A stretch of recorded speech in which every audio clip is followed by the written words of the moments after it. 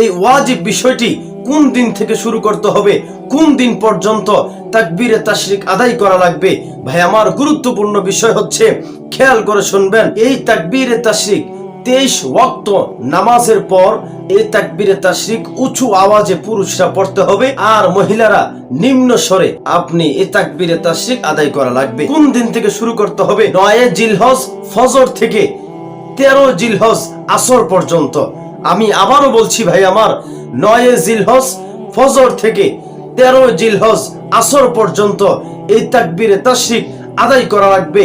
প্রত্যেকটা মুসলমান নরনারীর উপর এই তাকবীরে তাশরিক প্রত্যেক নামাজের পর পড়া সবার উপর ওয়াজিব ওয়াজিব। ভাই আমার, এই তাকবীরে তাশরিকটি হচ্ছে, খেয়াল করে শুনবেন, আল্লাহু আকবার আল্লাহু আকবার, লা ইলাহা ইল্লাল্লাহু আল্লাহু আকবার ওয়ালিল্লাহিল হামদ। আমি আবারও বলছি, আল্লাহু আকবার লা ইলাহা ইল্লাল্লাহু আল্লাহু আকবার ওয়ালিল্লাহিল হামদ। এই তাকবীরে তাশরিকটি প্রত্যেকটা নারী পুরুষ প্রত্যেক ফরজ নামাজের পরে পড়তেই হবে, সবার উপর ওয়াজিব। পুরুষরা উঁচু আওয়াজে পড়বে, নারীরা নিম্ন স্বরে নিম্ন আওয়াজে পড়বে, এটা সবার উপর ওয়াজিব।